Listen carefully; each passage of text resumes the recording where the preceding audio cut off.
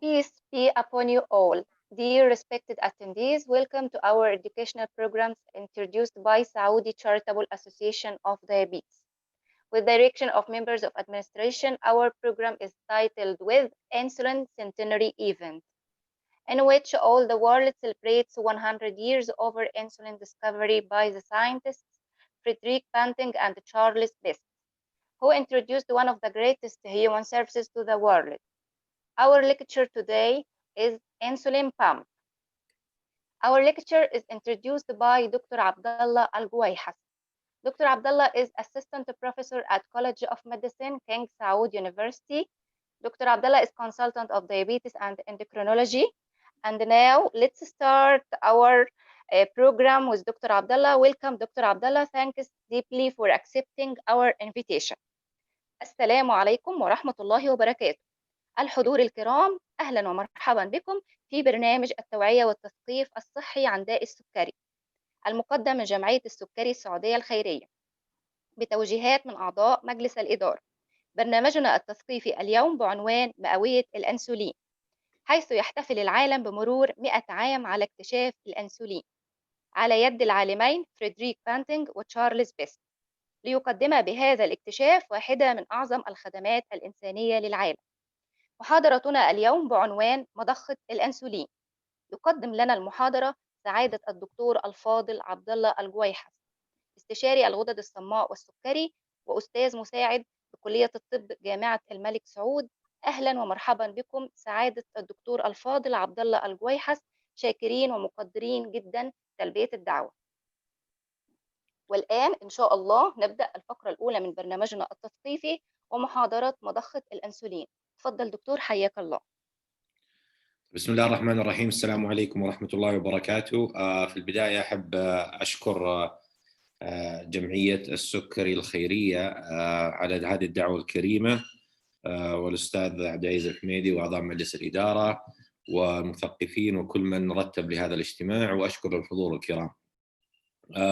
طلب مني أنه أنا أقدم محاضرة عن الأنسولين بامب، فبما أنه الحضور كلهم من أعضاء الطاقم الطبي health related أو يعني allied health worker، فأنا حسويها بالإنجليزي، لكن إذا في أي تساؤل بعدين أنا أجاوبه إن شاء الله على نهاية المحاضرة. طيب, so to start with, I'm going to give an overview about insulin pump. يعني whenever يعني I'm asked to give a lecture about insulin pump, I think it's worth to remind everybody about the history, how insulin pump evolved over time. So prior to insulin pump therapy, really type 1 treatment involved daily injection, either 1 or 2 daily injection.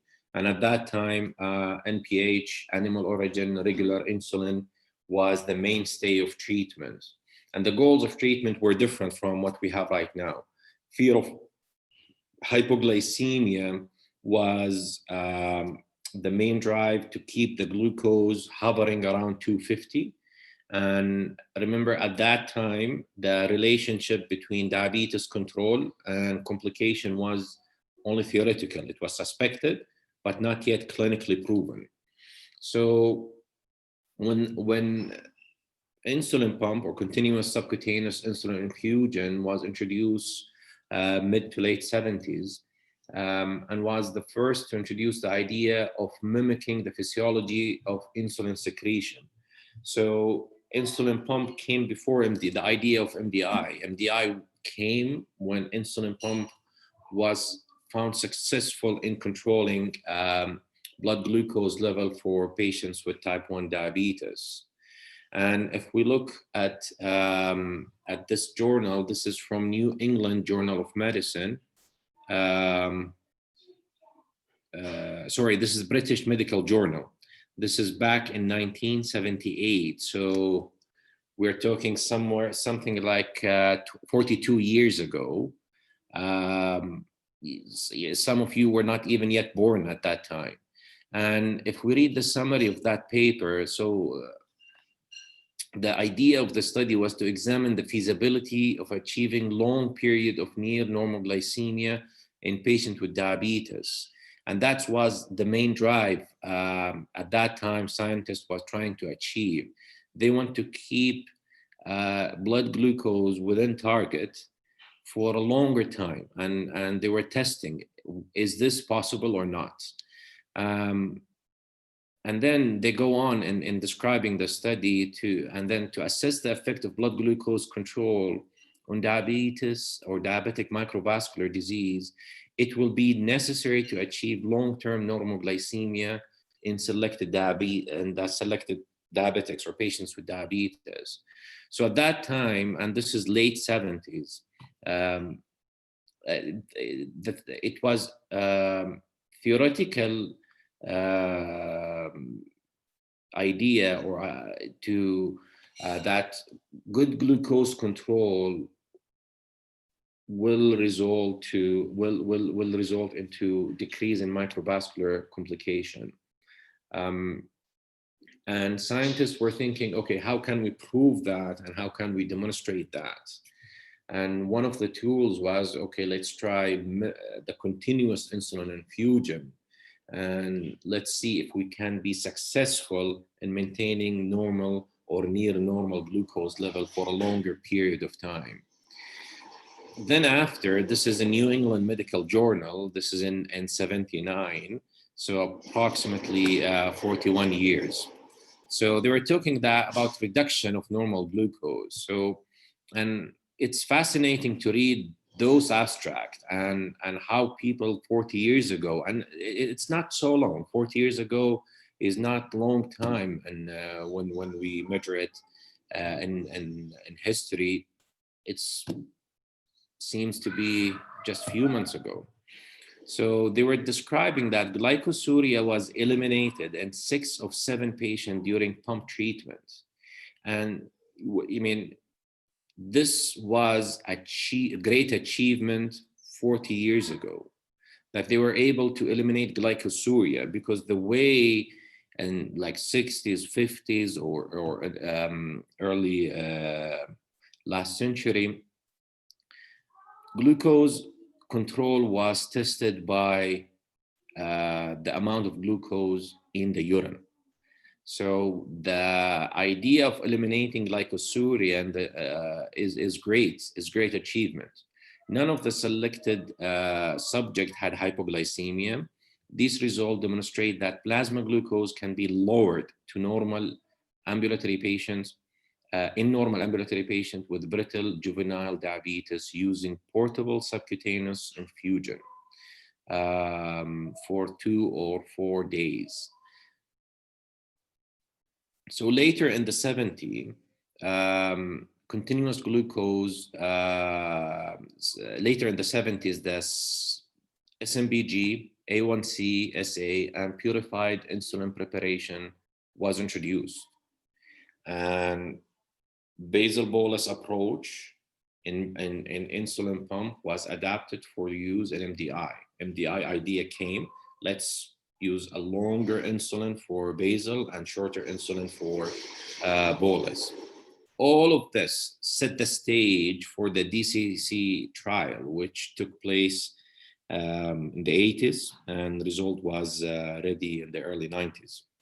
And from there, we understood the importance of maintaining good glucose control, and we understood of the value of devices, whether it's pump or MDI, and mimicking normal physiology and insulin secretion. In 1993, the findings of the DCC trial were published, and it showed that the benefit achieved from intensive therapy in regard to the development and progression of complication outweighs the associated 2 to 3-fold increase in severe hypoglycemia. And this beneficial effect was also shown in subgroup analysis of relatively small number of adolescents. So initially the pump was adapted in adult and was questionable. Will the pump be useful in children and adolescents?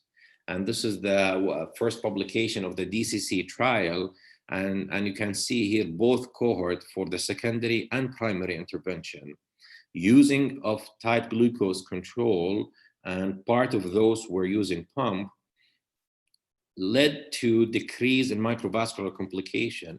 And the authors say it outweighs the risk of hypoglycemia, because the tight control comes with the risk of hypoglycemia at that time. It's even beneficial to go with tight control despite having risk of hypoglycemia. So, and then this is also another summary showing the rates and the progression of complication with tight glucose control, and it shows how some using of insulin pump was beneficial. Insulin pump was not widely used in the 70s and 80s. Now, slowly with the studies coming out, the idea of using insulin pump was more acceptable. This study was in the journal of, I think, Pediatric, and they went back to the DCC trial, and they saw and they looked up the participants who were in the adolescent age group, and they took those adolescent and they did the analysis, and they proved that even for adolescents using insulin pump and tight glucose control led to a great and significant reduction in complication, whether in the primary prevention cohort or secondary prevention cohort. And now the idea of, okay, we can do this for adults, and maybe we can do this for adolescents, maybe children, we're not sure. So this is how insulin pump use was evolved. On the other hand, this is another study. This is the same study, which also looked at the adolescent versus adults. And if we can see here, the intensive control was much more greater in adults than adolescents. However, the differences between baseline or between, the intensive and the conventional in each group was not significant, although the adults versus adolescent was better. There were more relative risk for hypoglycemia, rate of hypoglycemia in adolescents. This is explainable because if you're adolescent at that time, and this is the author explanation, the unpredicted behavior with irregularity in meal and diet and exercise, and needing larger insulin doses due to going through puberty and growth phase, may contributed or may resulted or may explain at least partially the higher rate of hypoglycemia. Remember, in those days, the fast acting insulin like aspart, Humalog were not available. We're talking about older generation of mealtime insulin and basal insulin. And those older insulin used to have higher risk of hypoglycemia. So after the DCC trial, more intensive therapy becomes standard for adult, but questionable for younger adolescents and children. And the pickup was greater in adults until this study came out, which was the Adolescent Benefit from Control of Diabetes study, which looked at whether the goals of intensive therapy could be effectively translated to the pediatric diabetes practice.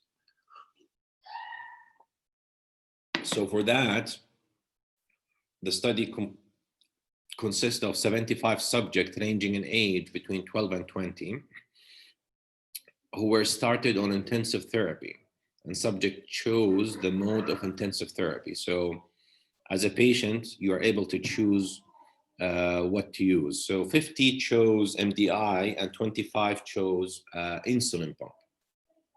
Those in the insulin pump group had a mean drop of A1C of 0.9. Those in the MDI group had a mean drop in A1C of 0.5. The pump group demonstrated 50% reduction in episodes of severe hypoglycemia, a finding which was opposite of DCC trial. In the DCC trial, as I mentioned earlier, there were benefits for the tight glucose control, but it came on the expense of increasing hypoglycemia risk 2 to 3 folds. Now, in this study, which took place in the 90s, the pump group had better A1C and less severe hypoglycemia. And remember, the type of insulin is different. As we move in time, technology helps us to make a better insulin in terms of time to action, peak, duration, etc. Also, devices is getting better in technology, and this, at least in part, will explain why hypoglycemia rate is different. Since then, many clinical trials came out to see the effects of switching from MDI to pump in children and in various age groups. And I listed some of them. And the mean A1C achieved across these studies was around 7.5. Is considerably lower than those attained in adolescent in the intensive group in DCC trial. So as we go in time, we are understanding diabetes in a better way. We have better insulin, we have better devices. So we are achieving even lower A1C with less hypoglycemia, less complication. And this is translated to less likely to have complication and better quality of life. Again, this is another set of group showing the same thing, that there is significant improvement in A1C when we compare pump versus MDI. Early in DCC trial and shortly after, the insulin used was regular insulin. Even in pump, they used regular insulin. The profile of regular insulin is very much different from insulin analog, Lispro or Aspart, in terms of time to action or peak or duration. So if you can see the top line, this is the regular insulin, and the bottom line is the daily glucose during treatment with insulin Lispro versus insulin regular insulin in pump. With Lispro, you get a smoother profile and less hypoglycemia. And since then, it becomes a standard of treatment to use insulin analog in pump over regular insulin. So the difference in that is very clear in the postprandial. As you know, regular insulin has a longer half-life, and it takes more time to reach its peak. So what happens with insulin, with regular insulin, that you will have initial hyperglycemia, but later on you will have hypoglycemia because there will be mismatch in the peak of insulin and the carb ingested. And when they compare regular and Lispro, this is what happened exactly, that postprandial was more was significantly different between the two groups, as well as at bedtime. And since then, regular insulin is no longer used as a standard treatment in pump, and now we are using insulin Humalog. Nowadays, we are looking even at better insulin than Lispro and Aspart. And technology will keep on adding better insulin as we go in time. Okay, so we talked about pump, and we talked how pump evolved. Now pump is recognized to be better than MDI. Technology keep evolving. So now we have sensor augmented pump. It's not only insulin pump, it's sensor augmented pump, meaning that pump is paired with a continuous glucose sensor, which will help the patient to see his or her blood glucose on the screen at any time. So the question, do this sensor augmented pump has any advantage over MDI? And this famous study was, I think, published in 2010. I think it's called the STAR-3 study. It was multi-center randomized controlled trial, and show to test the efficacy of sensor augmented pump versus MDI. It has 400 patients, 485 patients. Among them, there were 156 children. So it could have adult and children with inadequately controlled type 1 diabetes. Patients received recombinant insulin analog and were supervised by an expert clinical team. And the primary endpoint was change from baseline A1C, and they also calculated the severe rate of hypoglycemia. So between both groups, there is no difference. Each group has adult arm and children arm. Okay, so this is this is overall treatment, and we can see that the group with sensor augmented pump achieved better A1C at the end of the study in comparison to group who used the MDI. And if we dichotomize at based on age, those more than 19 or between 7 and 18, both has similar results. Group with sensor augmented pump had lower A1C than those with MDI. This is the important piece from the important graph from this paper. This is to test the usability or usefulness of sensor augmented pump. And the idea was, if you use the sensor, you will be able to improve your blood glucose. This is true, but it depends on how frequent you use your sensor. So if we looked at this graph, we have the A1C here, and here the frequency of using the sensor, percentage in time. And square, solid square is the baseline A1C. The triangle is the follow-up, 1 year follow-up value. And you can see as sensor use goes up, there is greater improvement in A1C. So those who use the sensor more than 80% of time had the greatest improvement in A1C. Those who use the sensor less than 20%, their improvement was minimal. And it's stepwise. So the more time of sensor use translated to better glucose control. And this, from here, we started to encourage patients to use the sensor all the time, because we know if you use the sensor more than 80%, you will improve your A1C. If you lose the sensor less and less percentage of time per day, your improvement will be very little. So in this study, 27% of patients in the pump group reached A1C of 7 or less, compared to 10% in the injection group. This is a huge difference, which was statistically significant.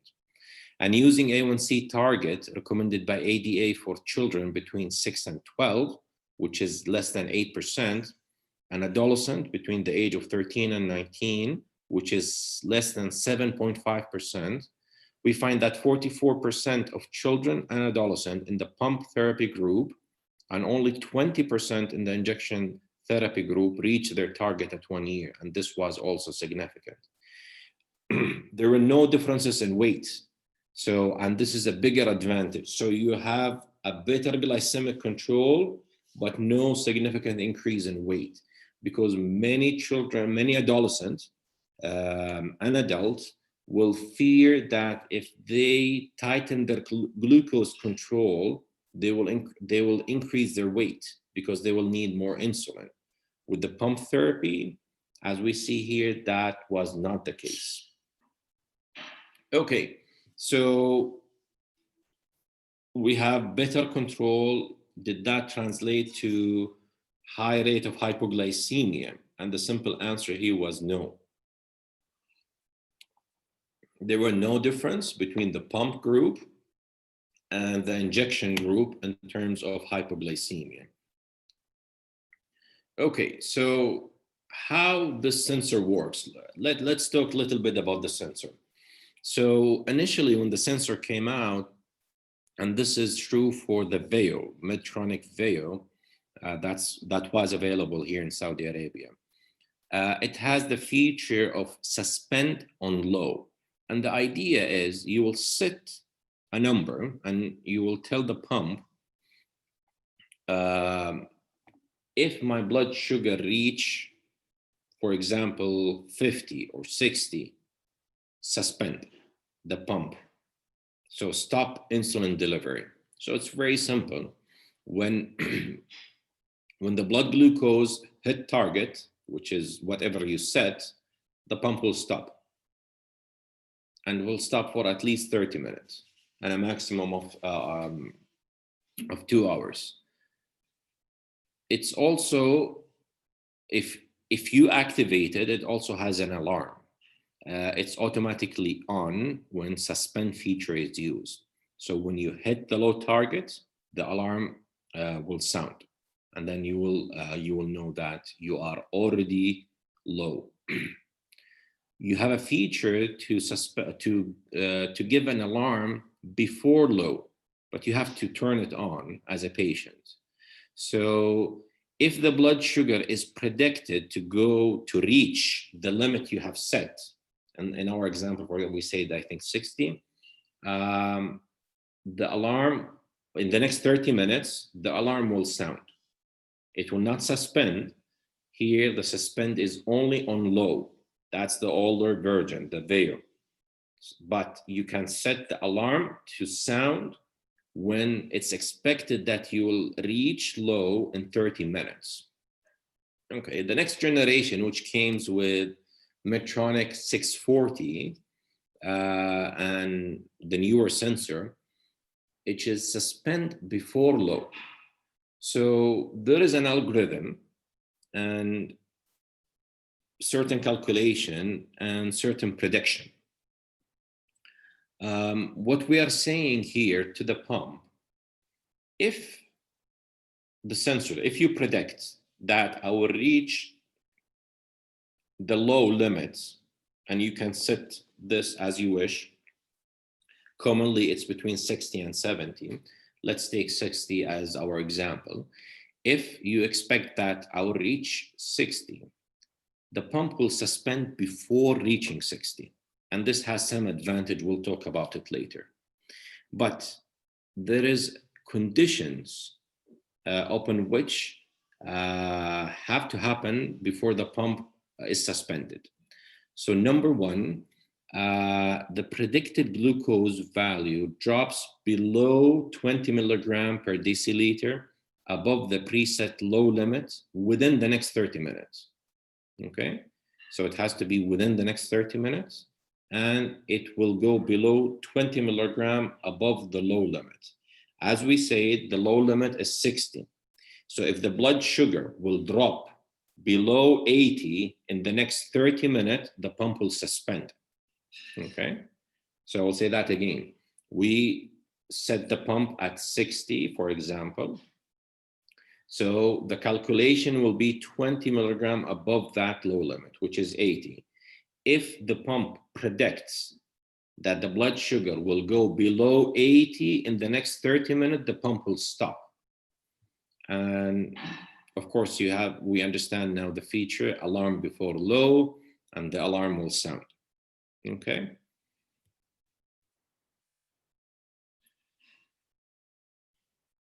and this is suspend before low.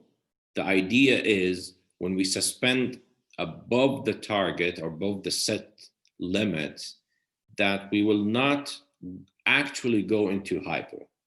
So the blood sugar will go down because the insulin is now suspended. It will turn around and go up again. Okay. طيب. When the insulin pump will resume, so it's all automatic. Of course, you have a manual control, but I'm here describing the automatic feature. So 3 conditions has to happen for the insulin pump to resume insulin infusion. Number 1, at least 20 milligram above the low limit. Blood sugar has to be at least 20 milligram above the low limit. 2, it's estimated that the blood glucose will be more than 40 above the low limit within 30 minutes, the next 30 minutes. And the insulin pump has suspended for 30 minutes. So usually when the suspend happen, the minimum duration of suspend is 30 minutes, نص ساعة. والماكسيمum is 2 hours, ساعتين. ليش؟ It's a safety feature. لو عدت الساعتين, the pump automatically will resume insulin delivery. But at least the pump, the minimum duration of automatic suspend is 30 minutes. اللي هي نص ساعة. فلما البمب توقف عشان ترجع مرة ثانية لازم تتحقق 3 شروط. أول شرط عدت نص ساعة. الشرط الثاني إنه البلد جلوكوز قيمة السكر في الدم 20 ملغ above the limit، 20 ملغ فوق النقطة اللي احنا قلناها. فالمثال حقنا كان 60، فالسكر على الأقل يكون 80 وزائد يكون الانسولين بامب وقف له نص ساعة. وإنه والله البريدكشن البامب طبعا والسنسور متوقعين إنه السكر حيكون 40 ملغ above the low limit اللي هو 60 في مثالنا خلال نص ساعة. هنا اوتوماتيكلي المضخة ترجع. هل أقدر أنا أرجعها خلال أول نص ساعة؟ نعم. بس this has to be manual. هذا لازم تسويها يدويا وهذا ما ننصح فيه وحنتكلم عن هذا. طيب تكلمنا عن هذا. طيب الآن this is a feature. هذه ميزة في البامب. عشان أستفيد منها لازم أثق فيها.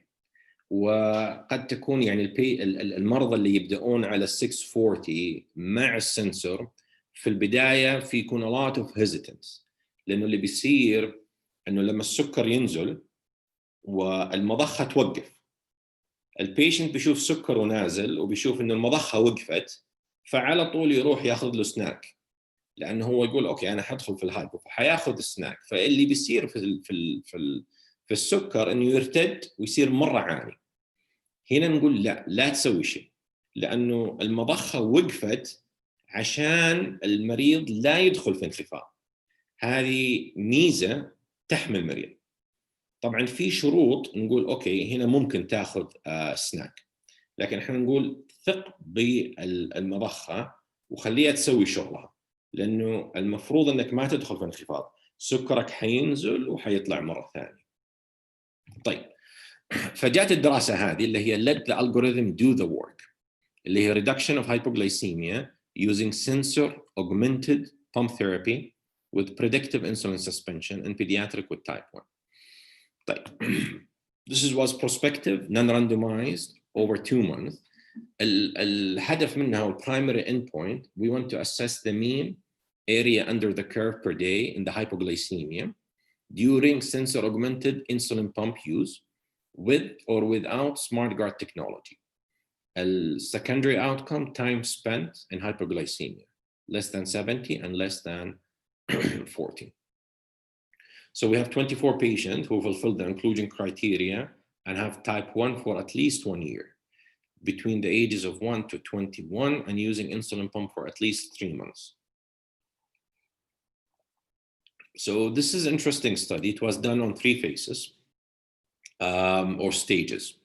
First, we had 4 weeks pre-phase for patient to become familiar with the new device. فهنا البيشنت حيستخدم المضخة فقط بدون السنسور 4 أسابيع. الهدف إنه والله البيشنت يتعود على المضخة، يتعود على خصائص المضخة، وعشان نلقى الانفيوجن ريتس المناسب للبيشنتس على المضخة هذه. بعدين phase number 1 اللي هي 2 weeks using sensor augmented pump therapy without activating the SmartGuard insulin suspension. ففي المرحلة هذه بعد ال4 أسابيع اللي هي 2 أسبوع حضيف السنسور، لكن حعطل ميزة السمارت جارد، بمعنى ما حيكون في سسبنشن. البيشنت معاه سنسور بيشوف الجراف، بيشوف أرقامه، لكن السنسور البمب will not suspend، ما حتوقف لوحدها لأنه الفيتشر حقت السمارت جارد is disabled. هنا الهدف إنه البيشنت يتعود على السنسور ويتعود على الأرقام ويجت familiar، يكون خلاص فاهم كيف يسوي لها interpretation وكيف يتعامل معها. بعدين حيكون 6 أسابيع اللي هي phase 2. The patient will use sensor augmented pump with smart guard. هنا البيشنت حيستخدم السمارت جارد تكنولوجي، يعني لو كان في prediction للهايبوغلايسيميا it will stop. السيت بوينت في الستدي هذه كانت 70 اللي تكلمنا عليها. السيت بوينت تختلف من محل لمحل. حاجة اللي هي الطبيب أو الفريق المعالج اللي يضم الطبيب وأخصائية التغذية وأخصائية التثقيف والمريض يناقشوها. في الستدي هذه حطوها 70. usually تكون somewhere between يعني 55 إلى 70. أنا شخصياً أفضل 60. بعض الأحيان أروح إلى 65 خلال النوم.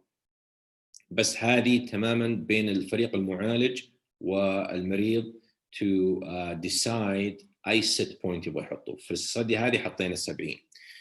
طيب جدول يوضح خصائص المرضى اللي شاركوا في التجربة. اللي يهمنا النتائج and we can see clearly لما تم استخدام السمارت جارد feature في phase 2 there were significant difference in terms of hypoglycemia. So area under the curve was significantly lower. Minutes per day spent less than in blood sugar less than 70 was significantly different. The intensity of hypoglycemia was significantly different. فعشان نلخصها الانخفاضات كانت أقل بكثير في الجروب لما نستخدم السنسور مع المضخة. طيب in 23% of all cases, glucose value drops below 70 after SmartGuard activation. Hypoglycemia value were prevented in 76% of instances of low glucose, and only 6% of all cases dropped below 55. فنسبة قليلة جدا اللي جاها انخفاض أقل من 55. طيب عشان نوضح لكم طيب خليني أشرح هذه بس خليني أجيب هذه. طيب اللي لاحظناه أو يعني what has been observed in this study is something very interesting. So if we look, this is the glucose value at the beginning of insulin suspension. Here glucose value at the resumption of insulin infusion.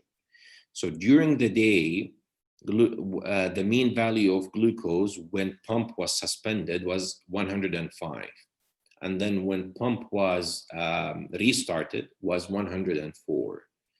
And it was similar during the night. When patient is sleeping, the mean value when pump suspended 102, and when insulin was resumed 101. But the interesting part was glucose value at 1 hour. So during the day, the glucose value at 1 hour was very high. 174, but during the night was acceptable, 137. It's where you will expect the glucose will be. So this was significant difference between day and night. So when they dig in and they went back to the patient and start to question, it turned out there were two groups. So those who trusted the system and did not eat snack when the pump was suspended, and their mean glucose value at 1 hour was 138. Those who could not resist, they saw the pump suspended, they went right away and had correction carb or snack, and their blood sugar was very high. And now we understand the difference between day and night, because when you're sleeping, you will not wake up and eat. You're not in hypoglycemia. The pump will suspend and will resume. The blood sugar remains nicely. But during the day, patient is aware, they see pump is suspended, right away they will go and eat. And this is what we try to teach the patient not to do it. Okay, so this is illustration. This is the duration of the pump suspend.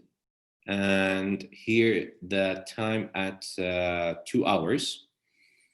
And this is the first hour after resumption of insulin delivery. The bottom line is patient at night.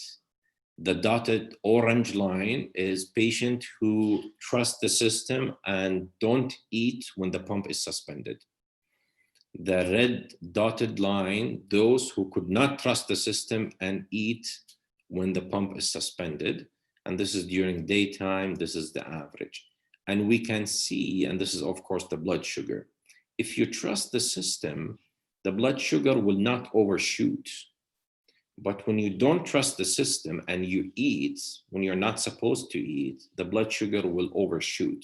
Now, when you do that, you will go in a vicious cycle, because your blood sugar will overshoot, and then you'll be prompted to take a correction dose. Then you might have risk of hypoglycemia, and then you overshoot, and so on, so on, so on. So trust the system, let it work, okay? And here's the recommendation. Patients should not become nervous about suspension in normal glycemia, as the device uses a predictive algorithm. الديفايس مخصص أو يعني مصمم إنه يمنع حدوث أو يقلل من حدوث الانخفاضات. فلا بد من النثق فيه. A glucose threshold, as I said, 60 to 70 was shown to be safe. In case of suspension, patients should monitor the trend and delay hypoglycemia treatment. Let the pump do the work. Unless, هنا الحالات اللي نقول للpatients, okay, خذ كارب. لما يكون there's 2 arrows or 3 arrows going down and there's active insulin on board. لما تشوف الترند على الشاشة حقت السنسور, عايزين either لما البلد شوجر ينزل either 1 arrow down or 2 arrow or 3 arrow. هذه لها علاقة بمعدل سرعة نزول السكر في الدم. فكل ما كان عدد الأسهم أكثر معناها معدل النزول أعلى. فلما تشوف 2 arrow أو 3 arrows, سهمين أو 3, هنا نقول للبيشنت تقدر تاخذ كارب. خذ لك 15 جرام of carb. If you do that, إذا سويت الشيء هذا تحتاج إنك manually resume الانسولين pump infusion. Okay. I think we described. This is to show that all days in insulin, when we're using an insulin injection, it's a great way to achieve glucose control. But we have to bear in mind there is limitation. The absorption site, patients tend to inject at the same site, and this will lead to lipohypertrophy and issues with the site that will impair absorption of insulin. And this will lead to fluctuation. Your blood sugar will be fluctuated if you did not eat enough. You might go in hypoglycemia. You already took the dose. You cannot change that. If you eat too much, you will overshoot. And you will be in this cycle as long as you have not matched correctly the insulin and carbs. Whereas when you use the pump, it's a smoother profile. We give the basal insulin, small amount of insulin is given each hour.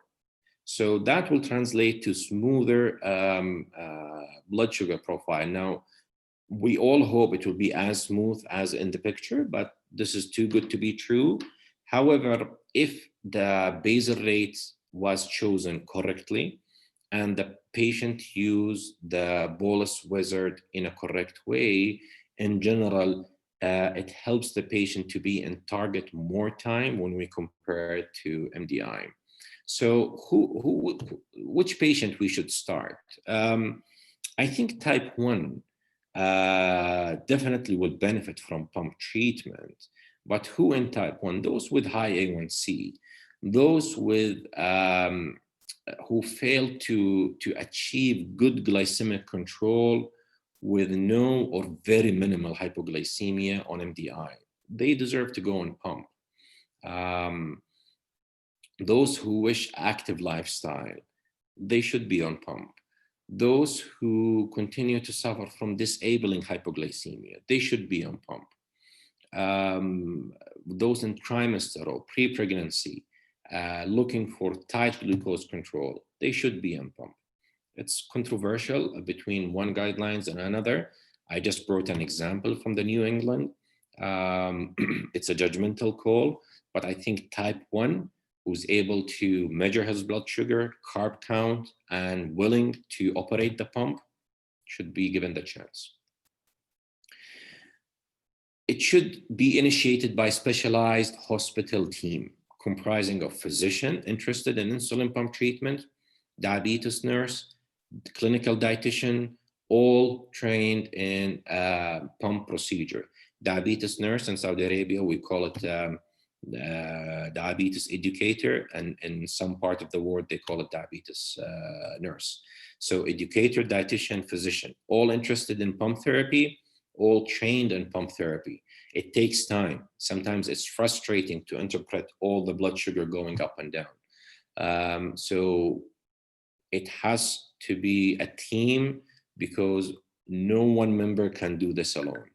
Initiation of pump by primary care physician in primary care setting is not recommended.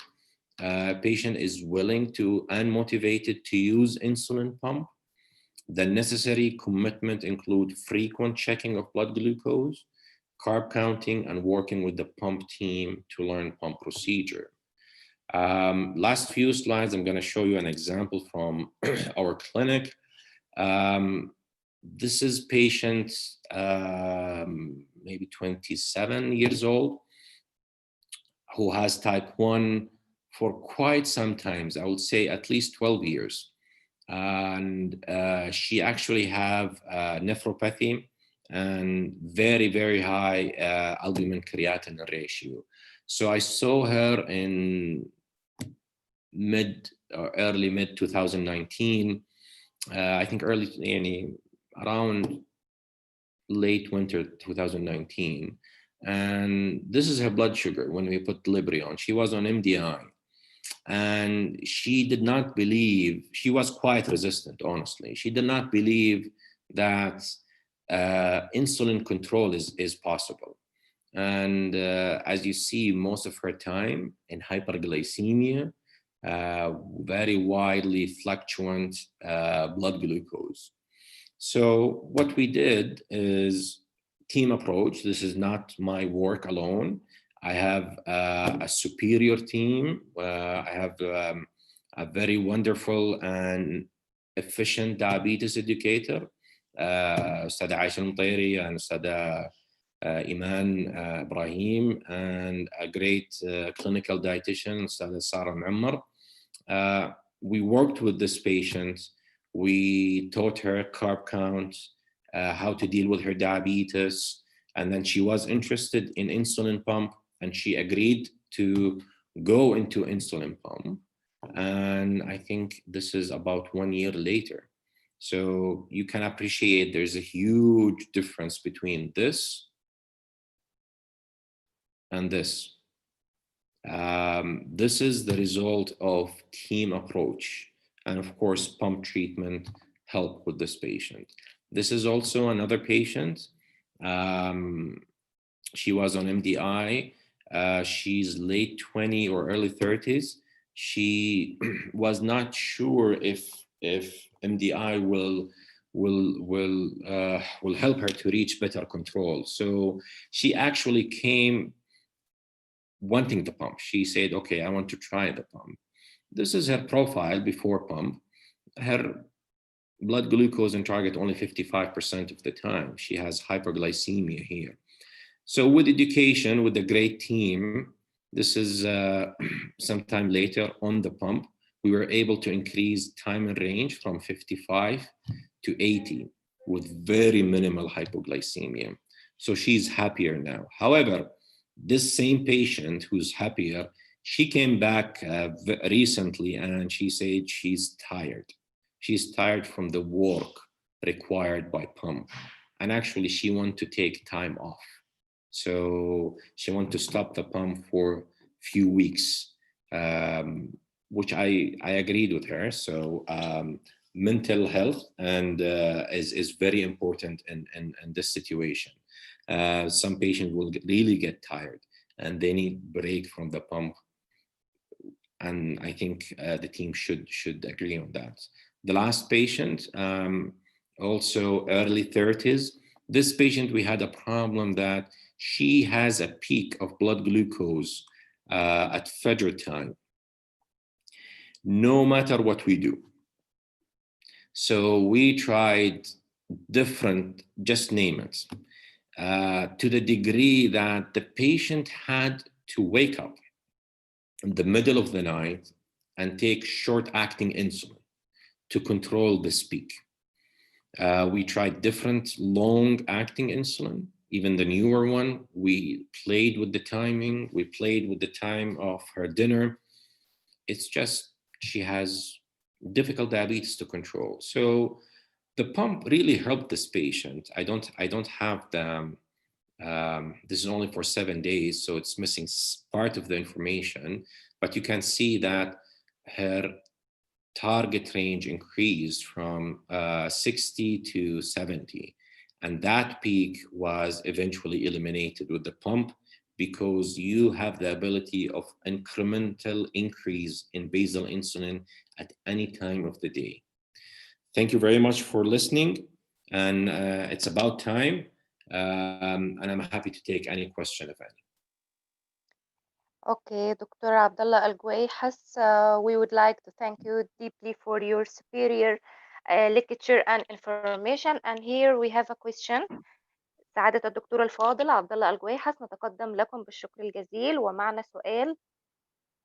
Doctor, can you explain the difference between type 1 resistance or what and HbA1c? Okay. So Muhammad is asking the difference between time and range and hemoglobin A1C. طيب. Time and range is the time patient spent within target range. And here we define the range between 70 and 180. And the target is, it should be more than 70% of the time. The target depends if the patient is pregnant and has different value, different targets, depending on patient condition. A1C is the sum average of your blood glucose in the last 3 months, specifically in the last 1 month. So the more you are in range, the better your A1C will be. But not the reverse. Sometimes you have good A1C, but little time in range. Because if your blood sugar is fluctuant, going up and down, highly variable, your average A1C will be good. But if you look at the time and range, it will be horrible. It will be some in range, some very high, and some very low. So the average will be good. So nowadays we use time and range more frequently, especially for type 1. And we advocate for using time and range. Okay, so Ala, the question is, how is the basal rate calculated for new pump user? Okay, this is a good question. So there is a formula we use for that. We have to calculate the total daily dose of insulin the patient was using when he used injection, MDI. And then if the patient have a good control, and I will say if the patient A1C is less than 8 or 8.5, I will reduce that total insulin dose by 20%, somewhere between 20 and 25. And then 50% will be basal, 50% will be bolus. The 50% basal will divide it on 24 hours. And this is how you get your hourly rates. So مثال إذا patient كان ياخذ مثلا لنفترض ياخذ لانتوس 30 وياخذ نوفورابيد 10 10 10 ف30 و30 equal 60. لنفترض انه البيشنت ال A1C حقه 8 around 8 فانا انقص ال 60 هذه تقريبا 20% 20 الى 25%. ف 20% في 60 تقريبا يبقى لنا 48. اوكي فحنقص 12 وحده. فال 48 هذه حتكون بيزل اند بولس. ف 50% حتكون بيزل. فلما نقسمها على نضربها في نقسم يعني نقسمها على 2 ايش يطلع عندنا؟ 24. فال 24 هذه هي البيزل حقت المريض. ال 24 اقسمها على 24 ساعه حيطلع عندي 1 يونت بير اور. اوكي؟ وامشي عليها. طبعا انا لما ابدا ما ابدا باكثر من 1 يونت بير اور. This is the max I go to. اوكي؟ فهو يعتمد على الكالكوليشن حقك. فلو الكالكوليشن طلع عندك انه البيشنت يحتاج more than 1 unit per hour, I will keep it at 1 unit per hour, and then I will ask him to come the next day and the following day to observe his blood sugar. I usually keep the patient and أجيب البيشنتس عندي لما نبدأ البمب أجيبهم بداية الأسبوع either أحد أو اثنين ونبدأها في العيادة ويجيني نبدأ نركب البمب الساعة 8 الصباح وأخليه إلى الغداء يتغدى ياخذ البولس ساعة ساعتين بعد الغداء بعدين يروح البيت.